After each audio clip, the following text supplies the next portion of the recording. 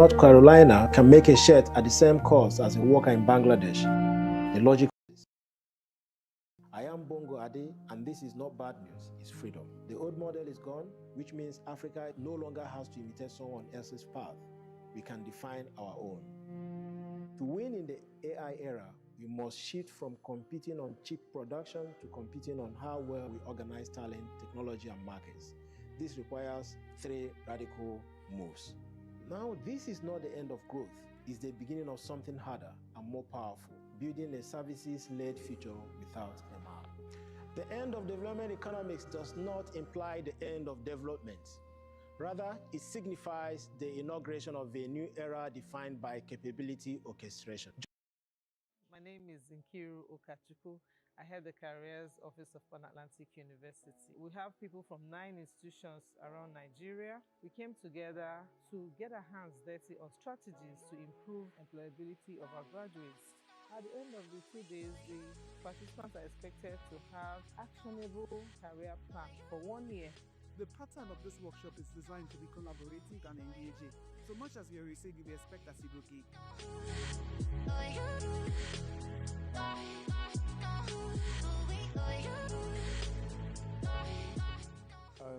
Measuring what has been my experience, I would say it has been an opportunity for me to learn from those who know what I don't know.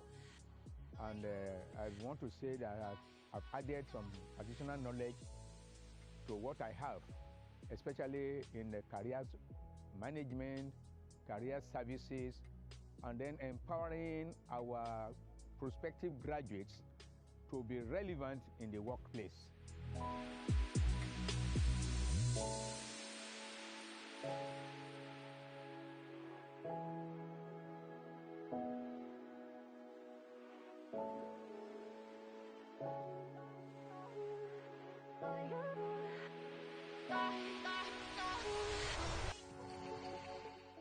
As the chair, this is one key area that we would like to support, and hopefully in the next 1 or 2 years, we're going to see a different breed of institution that are ensuring that the students are not just coming to learn, but they are coming, they are learning, they are gaining, and at the end of the day, they are transiting into the workspace.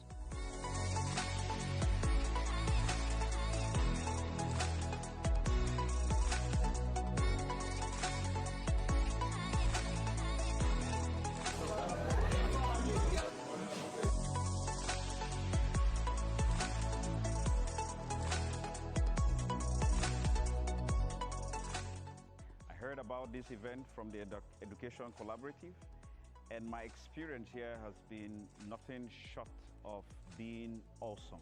They were tough brainstorming sessions, so it's not all about fun, come eat food and have breakout session, but it's also to engage your mind on how you can be a bit more creative than what you have always been.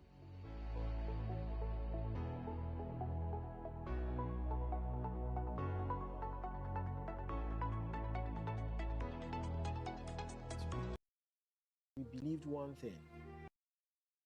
You guys have done an amazing job that is helping Nigerian universities to make graduates from Nigerian universities employable, because statistics has shown that many of the graduates that come out from Nigerian universities are unemployable, and this is fixing the gap so that when they graduate, they are already ready for the job, they are already ready for the market, and they are getting the roles required for entry level as a graduate. Once again, I want to appreciate the organization session, the Career Services Workshop 2025, which is Pan Atlantic University and Education Collaborative.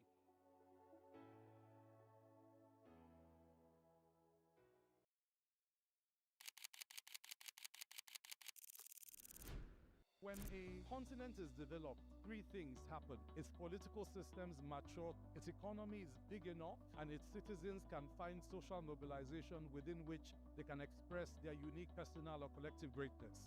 There has to be strategic intentionality and the deliberate effort of young media professionals defining the communications and information agenda for Africa. We still remain the giants of Africa, and I believe it's time that we started to use our platforms and voices to amplify it. We need to combat misinformation, and it's everybody's responsibility. We all have a role to play in nation building, in reputation building for this great nation and our continent. We should see ourselves as exporters of culture, exporters of innovation. That's how bad the situation is, and that's why the storyteller is important. There's always something to be said that is good. The media as a catalyst for action in Nigeria couldn't be more relevant, because they give us a long-term vision of the Africa that we want. And therefore, I encourage all of us that are gathered here today to engage, ask questions, challenge assumptions, share your insights, and build relationships that continue beyond this room.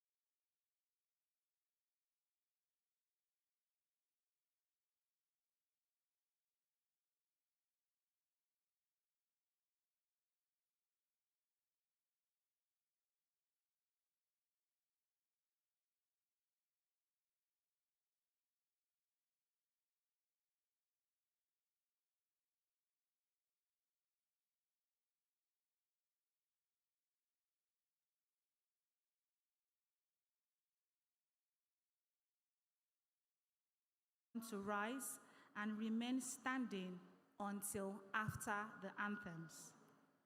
Once again, I extend a warm welcome to everyone present.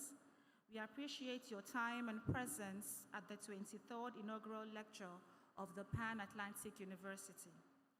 Please sit back, relax, and enjoy what promises to be an insightful and most inspiring inaugural lecture. Thank you and welcome.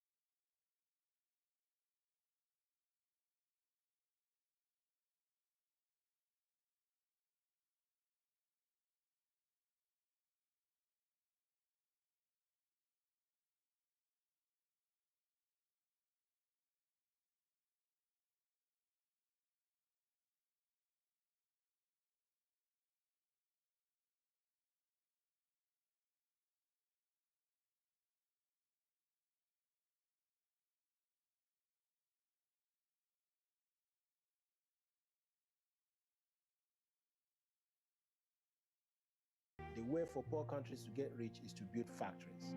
The playbook was simple. Copy the West, climb the manufacturing ladder. But automation and AI have stopped the escalator. When a machine in North Carolina can make a shirt at the same cost as a worker in Bangladesh, the logic of offshoring collapses. I am Bongo Adi, and this is not bad news, it's freedom. The old model is gone, which means Africa no longer has to imitate someone else's path. We can define our own. To win in the AI era, we must shift from competing on cheap production to competing on how well we organize talent, technology, and markets. This requires 3 radical moves. Now, this is not the end of growth, it's the beginning of something harder and more powerful.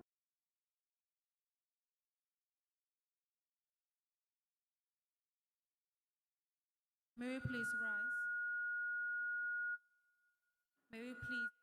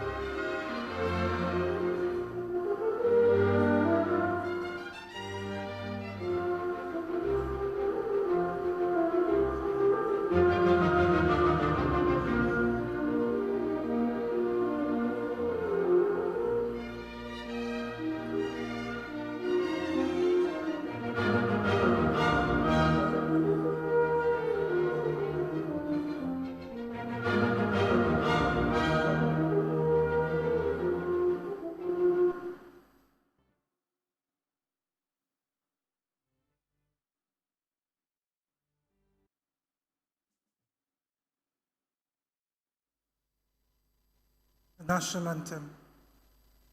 Nigeria, we hail thee, our own dear native land, your tribe and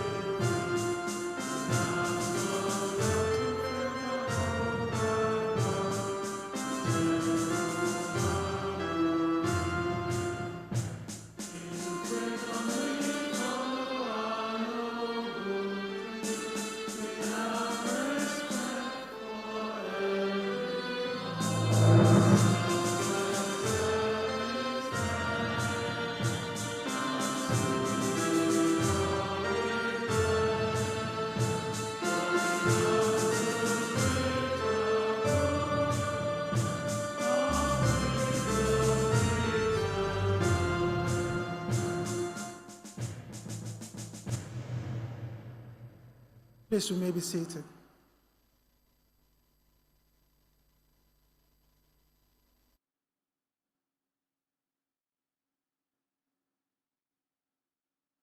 The Vice Chancellor, Principal Officers of the University, members of the University Management Council, members of the University Senate, deans of schools, directors of centers and units, faculty members, members of staff, students, alumni of Pan-Atlantic University, distinguished guests, ladies and gentlemen, good afternoon.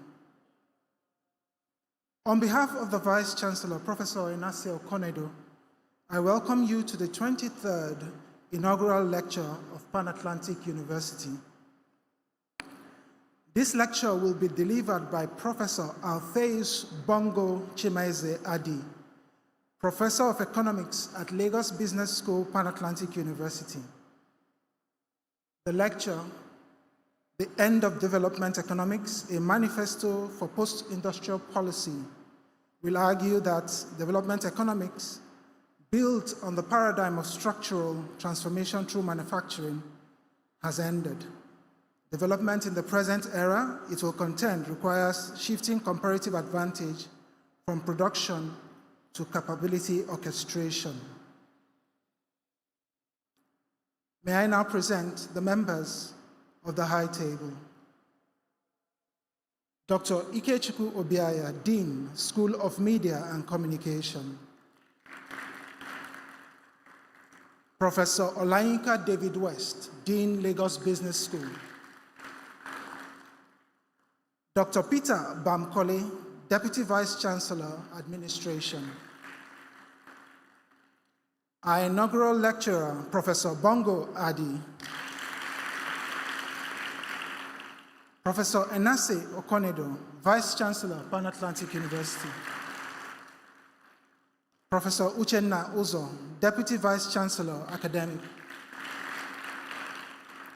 Dr. Darlington Aholo, Dean, School of Science and Technology.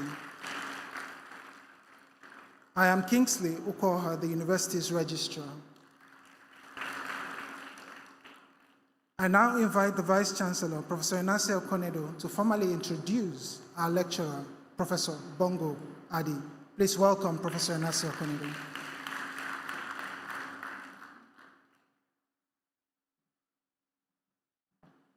Professor Bongo Adi is Professor of Economics at Lagos Business School, Pan-Atlantic University.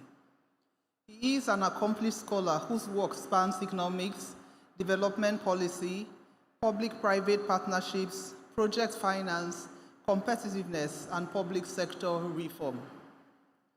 Over the course of his career, he has combined academic scholarship with policy engagement, contributing to teaching, research, consulting, and institutional development in Nigeria and internationally.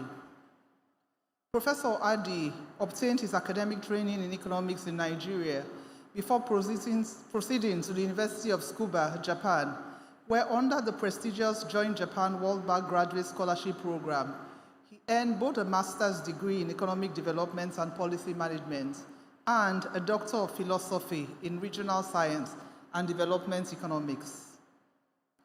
Following the completion of his doctoral studies, he undertook postdoctoral training in data mining at Japan's National Agricultural Research Center, where his research focused on the application of remote sensing and data analytics to agricultural forecasting.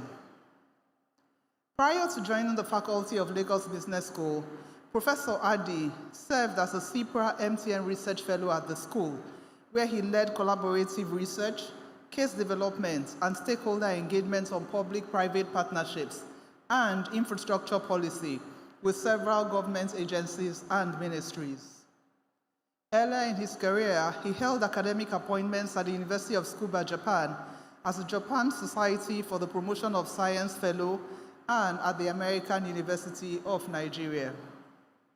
At Lagos Business School, Professor Adi teaches economics and the economic and political environments of business across the school's degree and executive education programs. His teaching philosophy reflects the school's commitment to producing responsible leaders by integrating sound economic theory with practical policy and business applications. Over the years, he has taught and mentored executives, entrepreneurs, policymakers, and graduate students, contributing to the social and ethical development of leaders across the public and private sectors. Professor Adi's research interests include development economics, public-private partnerships, electricity market design, infrastructure finance, political economy, competitiveness, and economic policy. His scholarly work has been published in reputable international journals and have addressed important issues relating to economic development, infrastructure reform, governance, and institutional performance in developing economics. His research continues to contribute to policy discussions on economic transformation and sustainable development in Africa.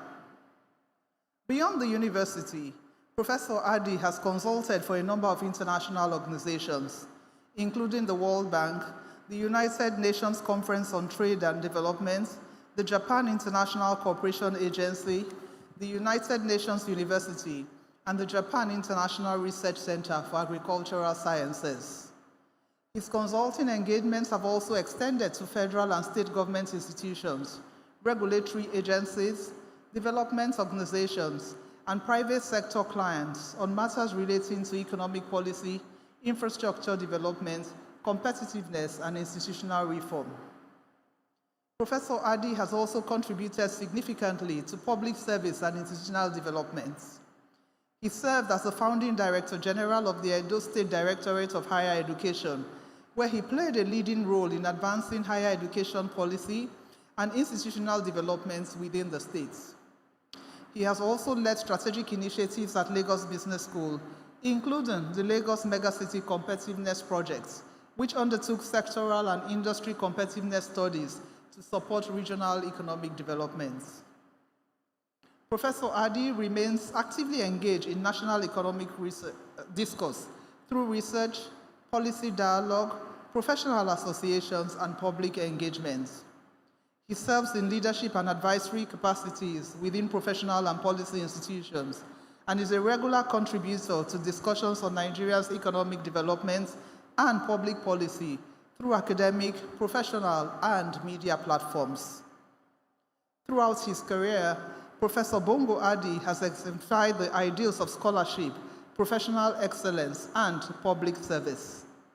His work continues to advance the understanding of economic development while influencing policy, strengthening institutions, and contributing to the development of ethical leaders for Africa. Professor Adi is married to Ijoma and Adi, and they are blessed with 4 children, Miriam, Jude, Amarachi, and Mary Joseph. A devout Catholic, he serves as a second lieutenant in the Knights of St. John International and holds the traditional title of Ikenga Umbese. Ladies and gentlemen, I present to you Professor Bongo Adi.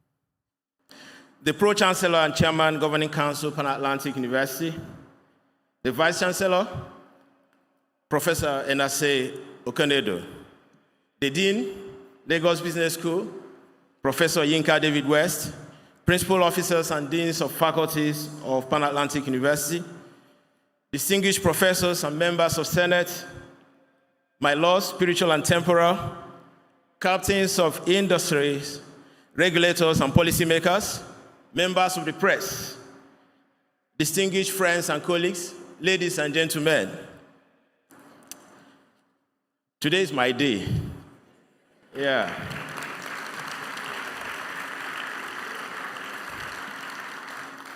So you will endure my lecture today. And it's very long.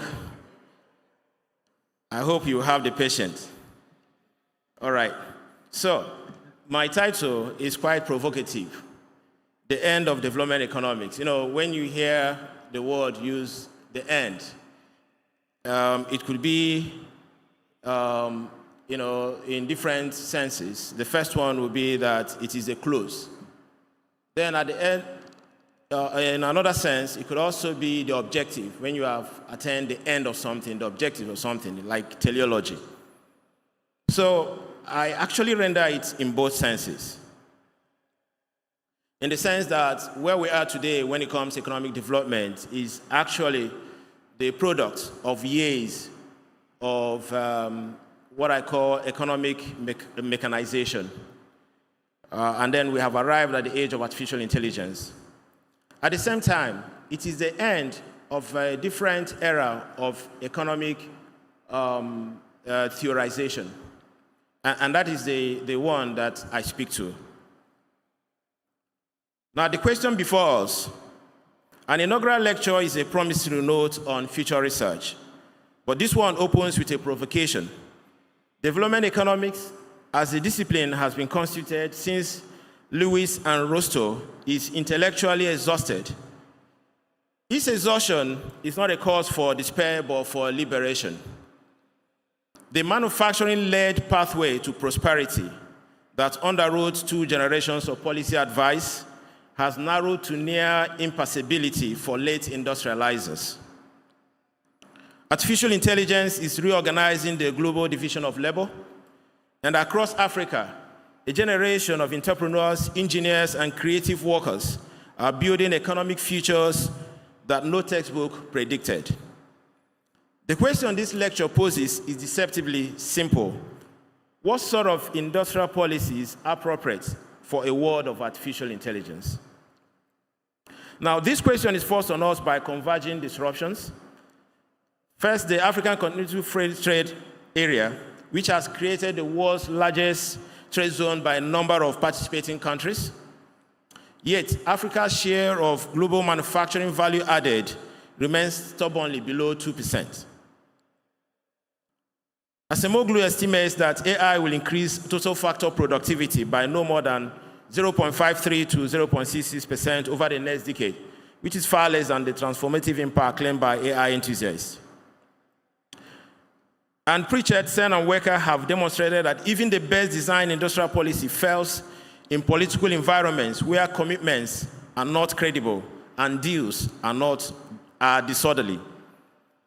So a manifesto for post-industrial policy must take all of this seriously. My argument is precise. The end of the manufacturing escalator is not the end of development, but the end of development economics as we have known it. African universities and institutions are uniquely positioned to build what replaces it, especially for Africa. The theoretical claim at the center of this lecture is that development in the AI era requires a shift from comparative advantage in production, that is the organizing concept of development economics from time immemorial, to comparative advantage in what I call capability orchestration. Hence, the capacity to construct and govern dense networks of human, institutional, and technological capabilities that enable distributed value creation across multiple sectors simultaneously. This concept generates 5 propositions assessed against the political economic conditions required for their implementation and achievement. My argument proceeds in 5 movements. First, a funeral, the death of development economies as classically conceived. Second, an autopsy, diagnosing 4 causes of the paradigm's expiration. Third, a confession, an honest reckoning with what we got wrong about industrialization. Fourth, a manifesto, 5 propositions for post-industrial policy, each accompanied by an unflinching assessment of political feasibility. And fifth, an invitation addressed to the next generation of African scholars who will continue to work in this space. The first movement, the funeral, what development economics was. Development economics was born in the aftermath of the empire. Its founding generation, Arthur Lewis, Rosenstein, Rodin, Ragnar North, Hedgeman, they wrote in the 1940s and 1950s. And that was when the decolonization of Asia and Africa posed an urgent practical question. How could newly independent nations transform their economies from agrarian subsistence to industrial modernity? The answer, formulated with varying degrees of sophistication, converged on a single master narrative: structural transformation through industrialization. In 1954, Lewis provided the canonical model. Surplus labor in the traditional agricultural sector will be absorbed into a modern industrial sector, where higher productivity will generate savings and investment. Then rose to codify this into stages: traditional society, preconditions for takeoff, drive to maturity, and the age of high mass consumption. The metaphor was explicitly linear. Nations were climbing a single staircase. Some were merely further behind. This paradigm was never monolithic. Hedgeman's emphasis on unbalanced growth, Mader's insistence on secular cumulative causation, and the Latin American structuralist school of Prebisch and Furtado offered important dissents. But the mainstream, the version that shaped the policy prescriptions of the World Bank, the IMF, and bilateral aid agencies, retained its essential linearity. Development was a process of becoming like somewhere else. The Washington Consensus of the 1980s and 90s did not abandon this teleology. It merely updated the prescription. Where the first generation had emphasized state-led industrialization, the Washington Consensus substituted market liberalization, privatization, and fiscal austerity. The destination, however, remained the same. Only the vehicle changed. But the discipline has not stood still. The experimental turn of Banerjee and Duflo brought rigor to program evaluation. Roderick's pluralism challenged one-size-fits-all prescriptions. Preacher's devastating critiques of kinky development forced a reckoning with the field's assumptions. Juhas and colleagues showed that rigorous causal evidence now offers a more positive assessment of industrial policy than earlier work allowed. These are genuine achievements, but they are reforms within the old paradigm, not departures from it. The fundamental ontology that development means structural transformation toward manufacturing remains the organizing assumption, even as the evidence erodes beneath it. Roderick's landmark article in the Journal of Economic Growth, which he titled Premature Deindustrialization, documented the shrinking of developing countries' manufacturing sectors, both as a share of GDP and as a share of employment, at income levels far below those at which early industrializers had begun to deindustrialize. Dia and colleagues and Roderick, studying Tanzanian and Ethiopian firms, documented the puzzle in stark terms. Larger African manufacturers exhibit superior productivity but do not expand employment significantly, while small firms absorb employment but experience no productivity growth. The manufacturing escalator had not merely slowed. For many countries, it has stopped accepting new passengers. And this is the funeral we must attend, not the death of aspiration or the death of the desire for prosperity and dignity, but the death of a particular intellectual framework that told us there was one path, one sequence, one destination. That assumption is now untenable.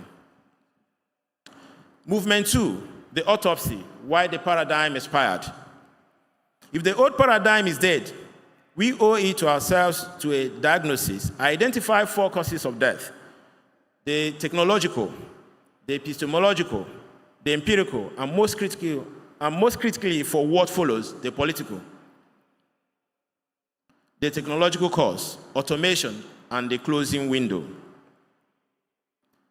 The manufacturing that lifted Britain, America, Japan, and the East Asian tigers into prosperity was a particular kind: labor-intensive, low-skilled, and amenable to learning by doing. That regime has been disrupted by 2 forces. The first is automation. As Acemoglu and his colleague Johnson argue in Power and Progress, the dominant trajectory of innovation in manufacturing has been toward labor displacement rather than augmentation. Robots, computer-controlled machinery, and AI-powered production systems have steadily reduced the labor content of manufactured goods. When a garment can be sewn by an automated system in North Carolina at roughly the same cost as by a worker in Bangladesh, the logic of offshoring unravels. Yet, we must be precise about scale. Acemoglu, applying Houghton's theorem to a tax-based model, estimates that AI will increase total factor productivity by 0.53 to 0.66% over the next decade. But Agion and Bunel, using the same framework, arrive at a median estimate of 0.68, which is roughly higher, 10 times more than Acemoglu's figure. Now, this disagreement matters.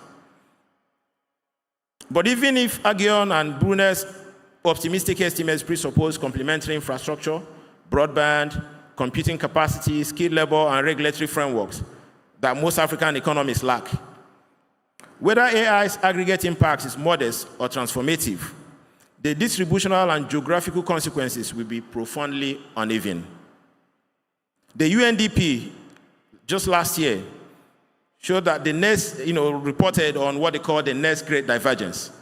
It finds that in high-income economies, 2 in 3 people already use AI tools. But in many low-income countries, usage is near 5%. The second force is the restructuring of global value chains. Even where manufacturing persists in developing countries, it increasingly takes the form of narrow, tax-specific participation in chains controlled by multinational corporations. And that is what I describe in the smiley curve. If you've been to my class, you see how I demonstrate that. Okay, so you have the high-value end of the innovation ecosystem controlled in the mother countries. And then you have the low-value manufacturing, offshore to countries like China. Even there, Africa has little or no presence. And so that is really a challenge and one of the motivations for this topic. The epistemological cause, development as colonial residue. The second cause runs deeper. Development economics was never merely a neutral description of economic processes. It was, from its inception, a normative project embedded in a civilizational hierarchy. The vocabulary itself, developed and developing, advanced and backward, encoded a teleology in which Western industrial modernity was the destination and other forms of economic organizations were way stations on the road to it. Fairwindsor calls for Africa to exercise absolute intellectual sovereignty to escape this trap.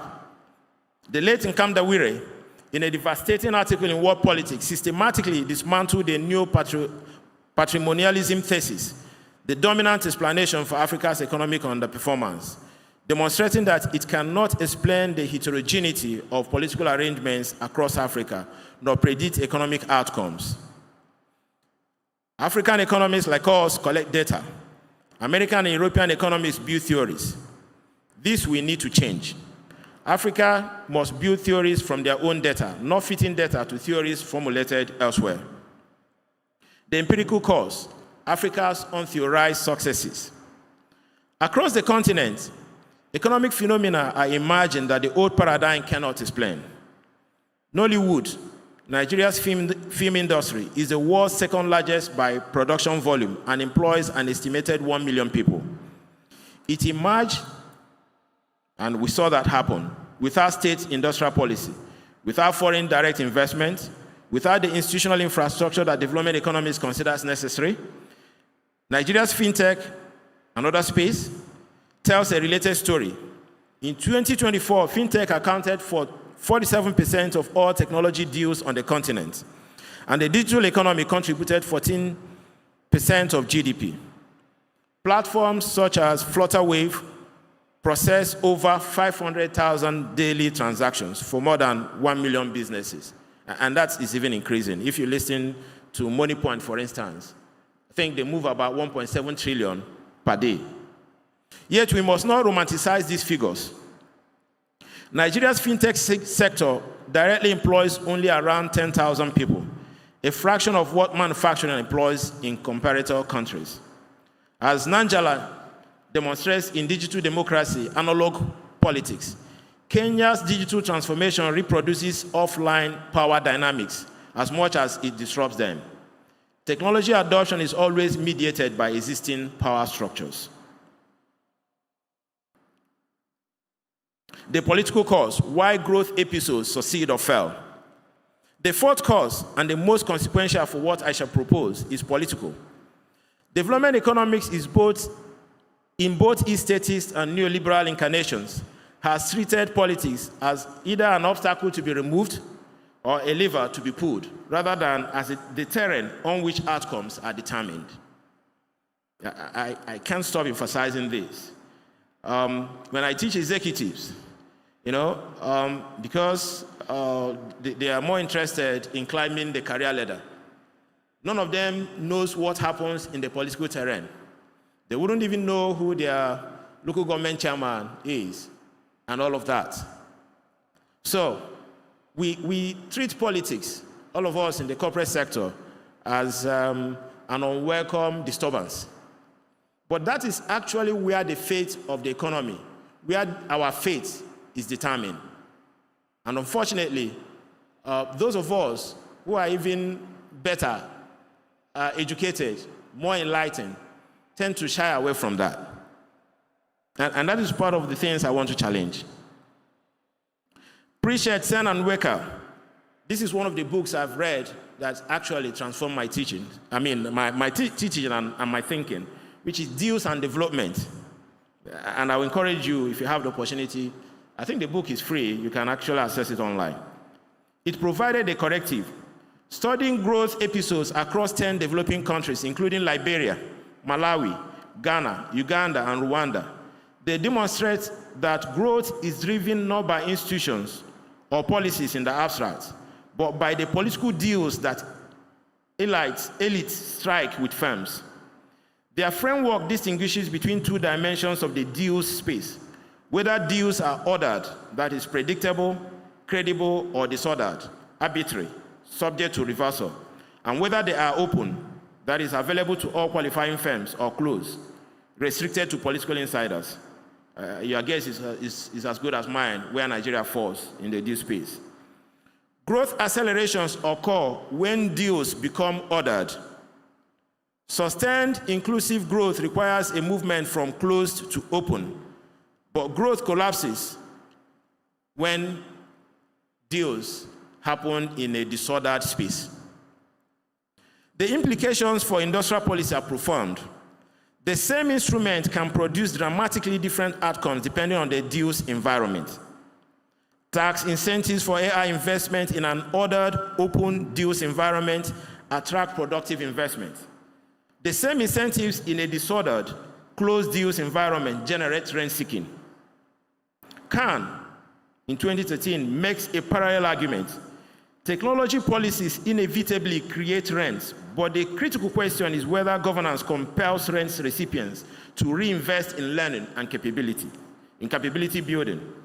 In imperfect governance, the norm in developing countries, conventional technology policies fail because the state cannot enforce performance conditions.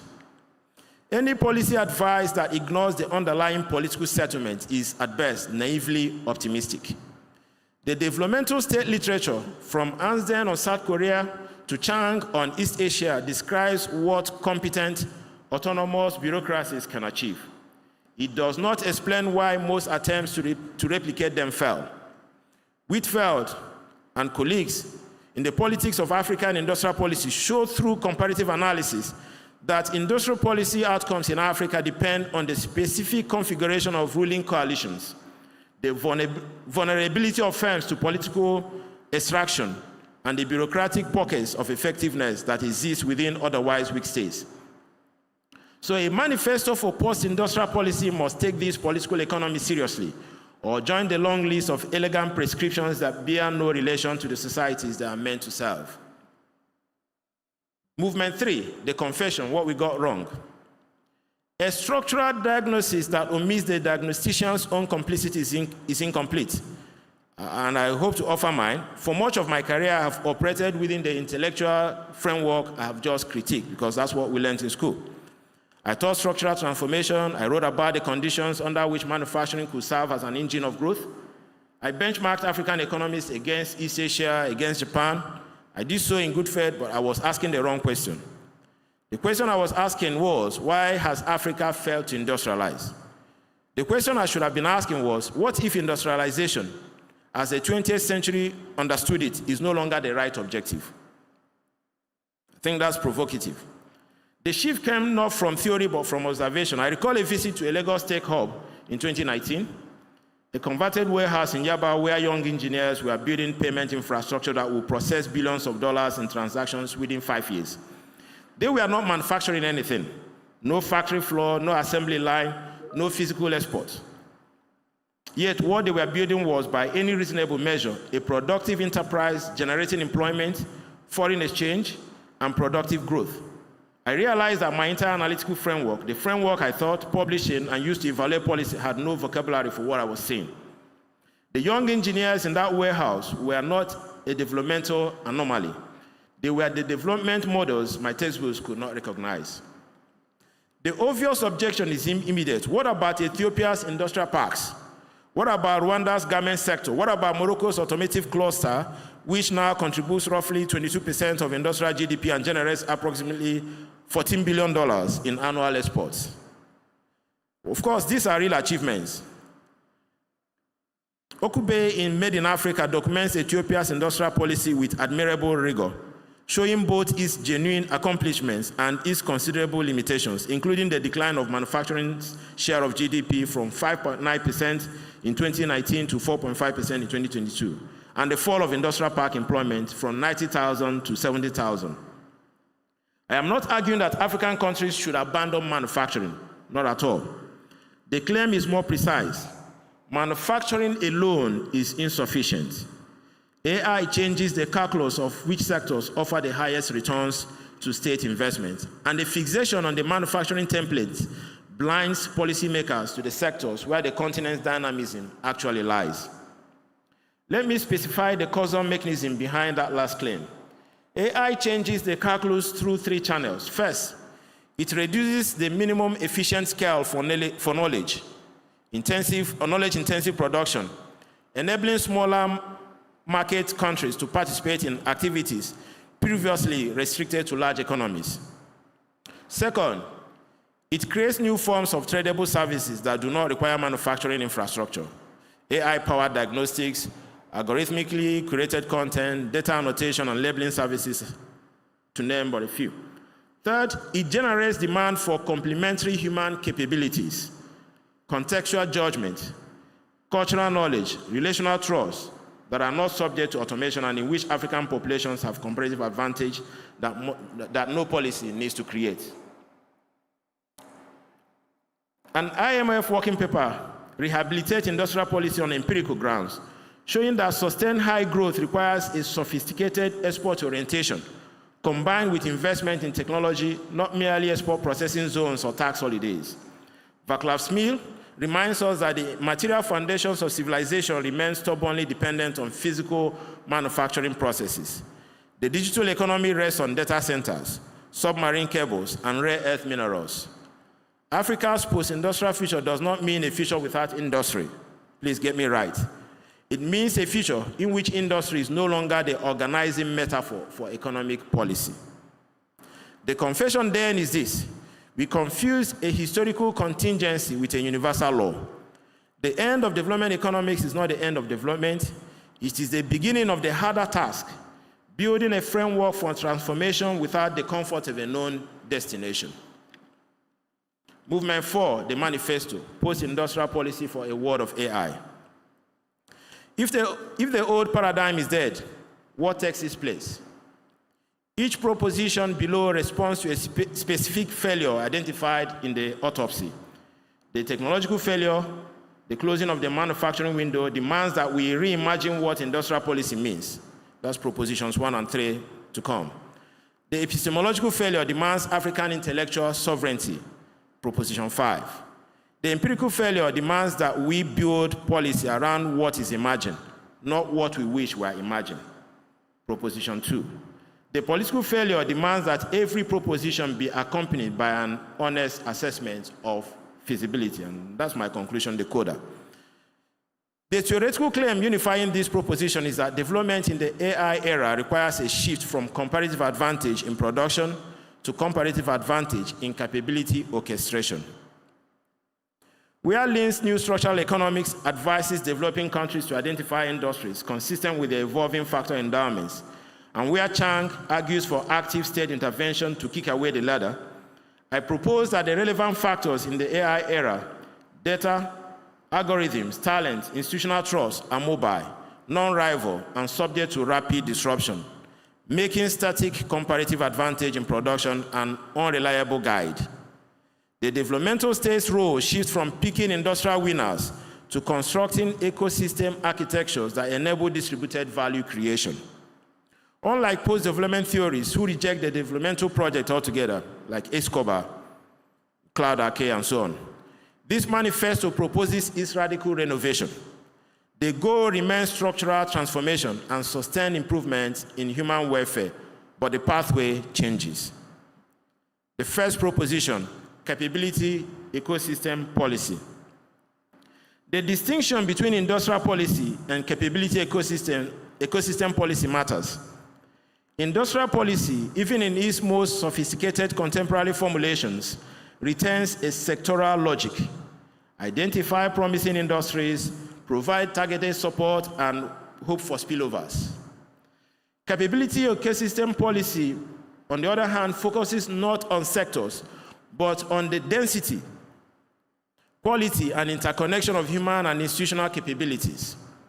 Defined precisely, a capability ecosystem is a geographically and institutionally bound network of organizations, firms, universities, state agencies, civil society, whose interactions generate and diffuse productive capabilities through knowledge spillovers, labor mobility, demand linkages, and institutional learning.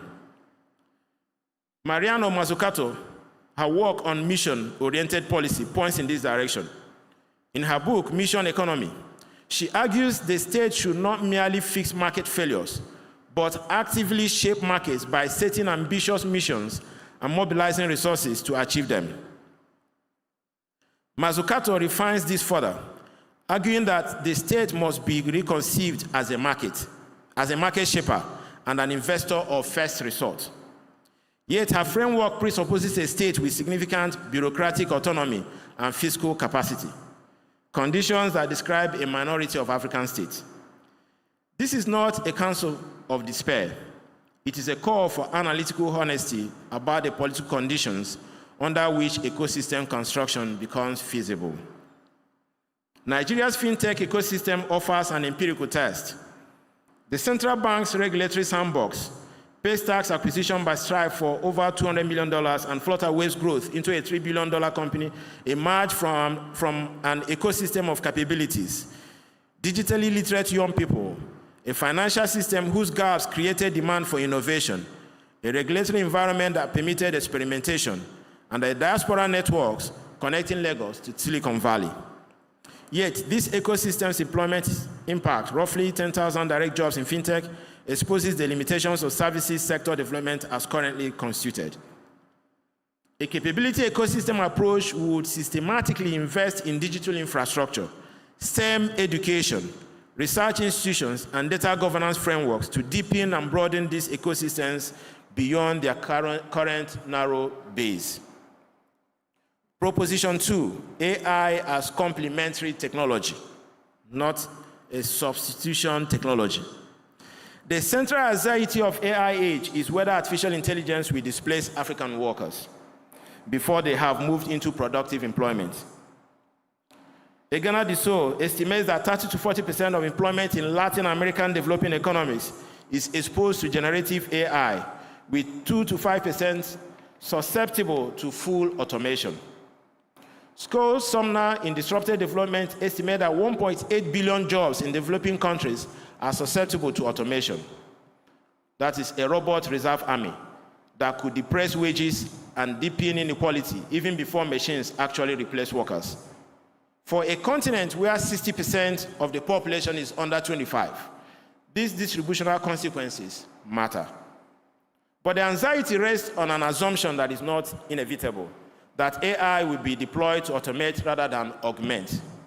Asemoglu and Johnson again make a crucial distinction between automation technologies, which replace workers, and augmentation technologies, which increase workers' productivity. The direction AI takes is determined not by the technology itself, but by incentive structures, regulatory frameworks, and investment priorities. Because Africa is not locked into the capital-intensive production structures of the industrialized world, it has the freedom to adopt AI in ways that complement human labor. Brian has warned powerfully against algorithmic colonization, the dynamic by which Western tech monopolies import AI systems that replicate colonial dynamics of extraction and dependence. AI for Africa must be developed with African values, context, and constraints in mind. Now, what does this look like in practice? Sweaker, Misal, and colleagues analyzed 11 cases of AI-enabled fragile innovation, identifying tensions between cost and quality, autonomy and coordination, and local needs and global expertise. Gikunda documents how AI-driven advisory services and precision farming tools are already enhancing the productivity of African smallholder farmers without displacing them. And here in Nigeria, Beyong, applying Asamoglu's tax-based framework to Nigeria, projects total factor productivity gains of 0.5 to 0.67%, but warns that the capital share of income will grow, exacerbating inequality. The policy implication is clear. African governments should condition public procurement on AI systems that complement workers, invest in applications designed for low bandwidth, multilingual African context, and build domestic research capacity to ensure Africa is a producer, not merely a consumer of AI technology. Proposition 3, the services revolution. This may be the most consequential proposition, and it requires careful qualification. I am not arguing that services are inherently superior to manufacturing, nor that Africa should forego manufacturing opportunities where they exist. The argument is that the distinction between manufacturing and services has become analytically obsolete, and that the most dynamic segments of the global economy increasingly defy sectoral classification. Roderick and Stiglitz in 2024 argue precisely this point. Technological changes have made manufacturing capital intensive and automated, undermining its effectiveness in labor-abundant economies. They propose a two-pillar strategy: green infrastructure investment and policies to raise productivity in labor-absorbing services. Roderick and Sandu provides a complementary analytical framework for the productive upgrading of labor-absorbing services. The traditional Bomo cause disease, the observation that productivity in services lags behind manufacturing because services are labor-intensive, may be on the verge of a cure. AI can boost service productivity without necessarily displacing workers. A customer service agent augmented by AI handles more queries at a higher quality. A teacher supported by adaptive learning software personalizes instruction for more students. A healthcare worker equipped with AI diagnostics serves more patients with greater accuracy. Ghani and O'Connell asks whether services could be a growth escalator in low-income countries. The AI revolution is converting their tentative hypothesis into a plausible strategy. The African Development Bank projects that inclusive AI deployment could add up to $1 trillion to GDP by 2035. Nigeria's creative industries, its fintech sector, and its growing business process outsourcing industry are all services sector phenomena that generate employment, productivity growth, and GDP contributions. But the historical record demands caution. No country has yet achieved sustained prosperity through services alone, without a significant manufacturing or resource extraction base. This proposition is therefore stated as a hypothesis about an unprecedented pathway, not an established empirical pattern. Its validation will require the kind of original research that I call for in Proposition 5. Proposition 4, data sovereignty. In the 20th century, the central resource struggle in Africa was over commodities. The structures of extraction, foreign ownership, enclave economies, unequal terms of trade shaped the continent's trajectory. In the 21st century, the critical resource is data. The AI systems reshaping the global economy are trained on vast data sets. Whoever controls the data controls the technology. The current structure of the global data economy is strikingly reminiscent of the old extractive model. POET provides a theoretical framework for understanding this as digital colonization. A 2025 study in the Business and Human Rights Journal documents the scale. Google controls over 92% of South Africa's internet search traffic. Huawei has built over 70% of Africa's 4G networks. Only 17 African countries have comprehensive data protection legislation. And Africa accounts for just 1% of global data center capacity. But the analogy between data and oil, though evocative, requires interrogation. Data is non-rival. That is, it can be copied without depletion.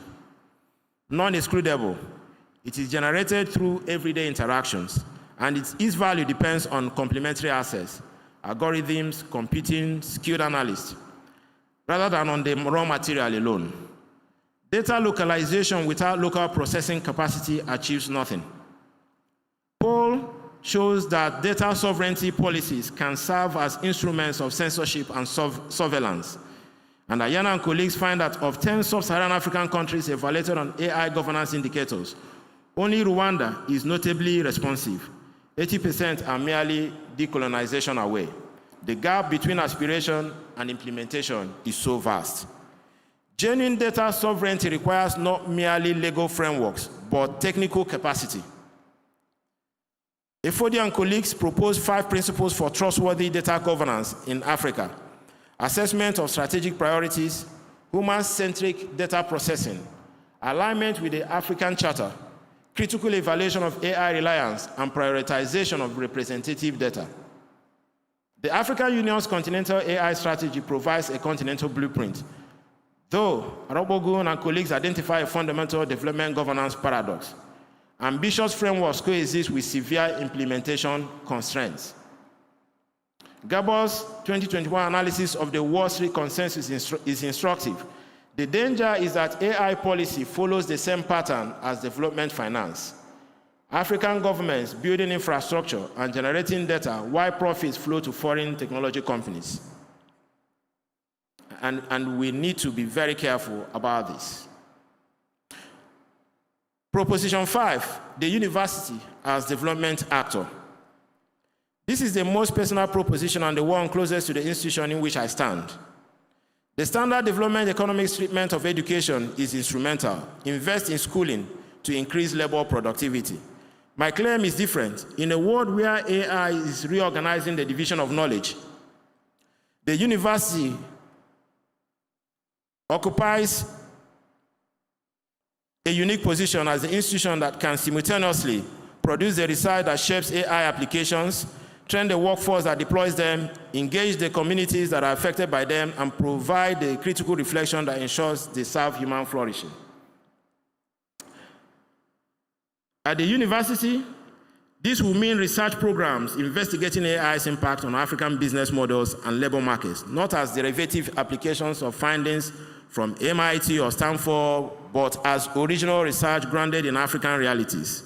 It will mean executive education equipping Nigerian business leaders and policymakers to make informed decisions about AI deployment.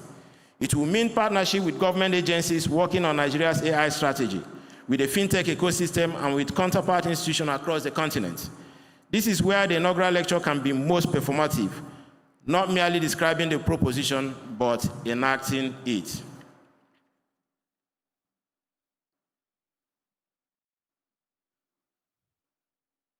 In conclusion, Movement 5, the invitation toward an African economic imagination. From diagnosis to prescription, the argument culminates in an invitation. The end of development economics is not cause for mourning, it is a cause for liberation.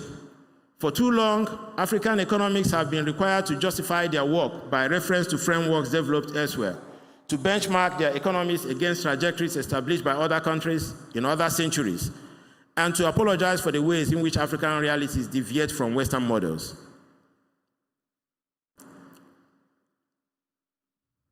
When states worldwide are experimenting with assertive industrial finance, Li and Ban document China's government guidance funds, totaling over $500 billion. Alamy and Dixon chart the global return of state capitalism, and when the Wall Street consensus is fraying, the intellectual case for African economic heterodoxy has never been stronger, but the material conditions for it remain fiercely contested. Let me name the questions I believe deserve sustained attention from the next generation of researchers. How can we measure the value of economic activities that escape GDP accounting? The care economy, the creative economy, the communal economies that sustain so much of African life. What institutional forms are needed to govern AI in ways that are democratically accountable, culturally appropriate, and economically productive? How can the African Continental Free Trade Area serve not merely as a vehicle for trade liberalization, but also for building continental scale capability ecosystems? So these are the questions I think that we need to direct our efforts to in the coming days. I began this lecture with funeral. Let me end with a birth. What is emerging across this continent in Lagos fintech offices, or Nairobi AI labs, or Kigali policy workshops does not yet have a name. It is not post-development in the nihilistic sense. It does not deny the urgency of poverty, exclusion, and institutional failure. It is post-development in the generative sense. It refuses the maps we inherited and insists on drawing new ones. The task now falls to us and the next generation of African scholars not to refine the old paradigm, but to replace it with clear eyes about political feasibility and fierce ambition about intellectual necessity. An inaugural lecture marks a beginning. Let this one mark the beginning of my new play. Thank you very much.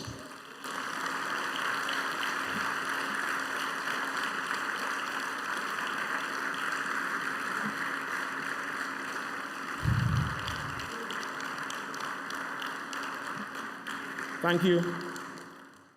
Yeah, now is the time to give thanks. I've waited for this day. Yeah, because I have faced some peculiar circumstances, and I've been waiting for opportunity to really, I'm not sure that I can never thank you enough for what I have benefited from others. And that's why I say that I am totally beholden. I am fully indebted beyond measure. First, to the God of all possibilities.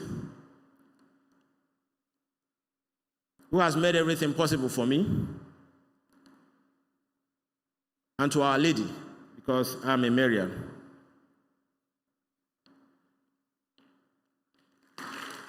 And of course, to my dear parents who have gone before us, Chief Frigidian Amefula Ade and Lolo Felicia Ade. They laid the path for me to walk on. May their souls and the souls of all the faithful departed rest in peace. To my wife, Ijoma, a pillar of support and succor, who has sacrificed everything for the family, including spending the last 6 years in a hospice in Italy with our daughter Amarachi, who many of you here rallied around to save her life in 2020 when she was diagnosed with a brain tumor. In fact, I think I would like to call Amarachi. Come.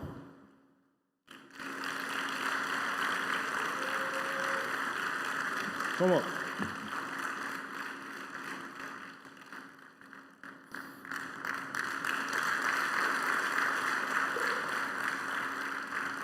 Go here, sir. You have to say the thank you by yourself. You can speak in Italian. Okay. I don't know how to start this, but I would like to say thank you to everyone who donated back in 2020. I would like to say thank you to everyone who called in the hospital when I got to Italy. I would like to say thank you to everyone who checked up on me every day, every 2 months. It's been wonderful spending the last 6 years in Italy, even though it's been very hard. But God has been by my side, and the past 2 weeks back in Nigeria has been amazing and fabulous, spending it with my family and my friends, and also my dad. Very cool. Thank you. All right, can go. To my other children, Miriam, who stepped into the role of a mother, taking care of the family while the mom was away. To my son, Judo Bisike, Ato, my friend. To Amarachi, who has fought and defeated cancer. To my little angel, Mary Joseph. To all my siblings who came all the way from Mbise, Imo State to join me today, my Adanne Immaculata, Olunne, Oluma, Victoria, Chizobantam, Muchacha II, Honorable Nzechidebere Ngalome, and Okechukwu, and my people from Mbise. Yes. I want to thank the LBS and PAU community. Everyone here has been instrumental to my becoming.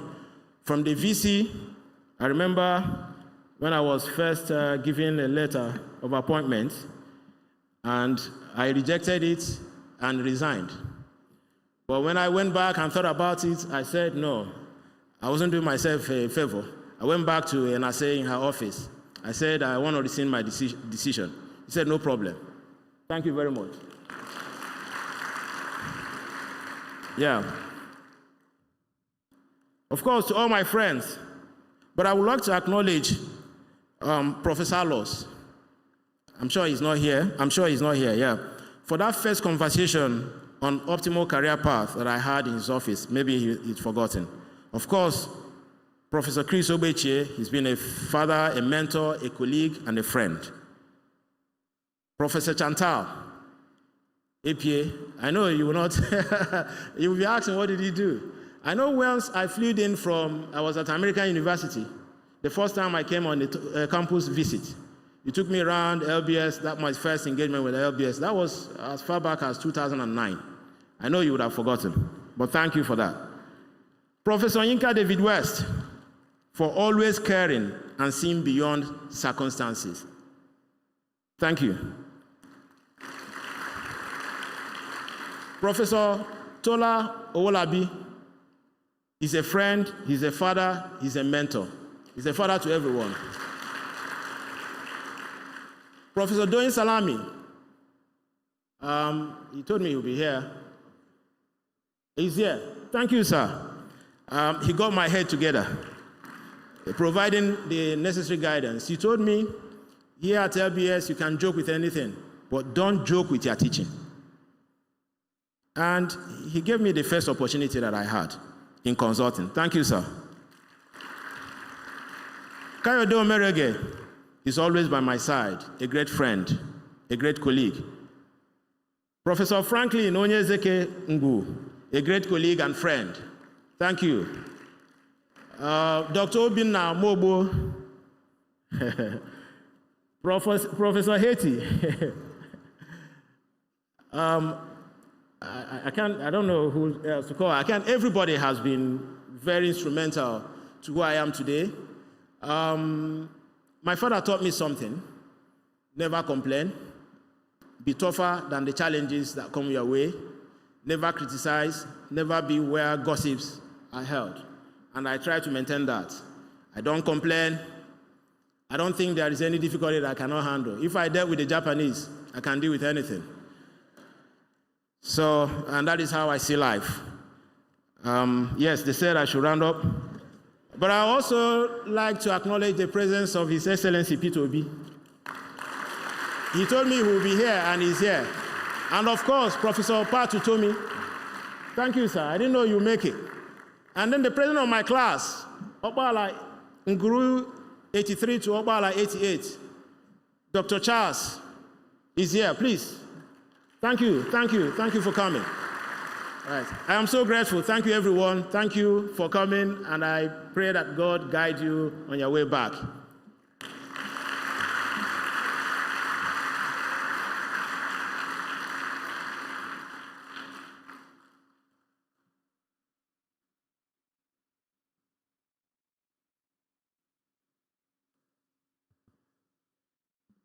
Well, we have been treated to bongonomics, so another round of applause.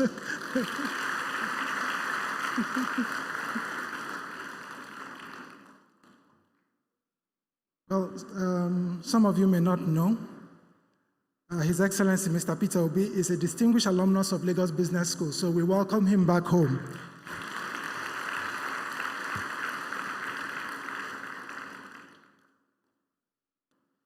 On behalf of the Vice-Chancellor, Professor Inase Okonedo, I extend sincere gratitude to all who are present in this auditorium, and to those of us who have joined us online for the attendance at the 23rd Inaugural Lecture of Pan-Atlantic University. We're grateful to the family, friends, and professional associates of Professor Bongo Adi for their presence and their support this evening. We're grateful too to the members of staff who have planned and delivered this event. Before we conclude, kindly note the following announcements. The ceremony will close with the university anthem and the national pledge, after which the academic procession will exit the auditorium in the reverse order, this time led by the Vice-Chancellor. We kindly request that all guests remain standing until the procession has exited the auditorium. Cocktails will then be served in the foyer outside the auditorium. Thank you once again for your attendance. We wish you a safe journey to your destinations. Please rise.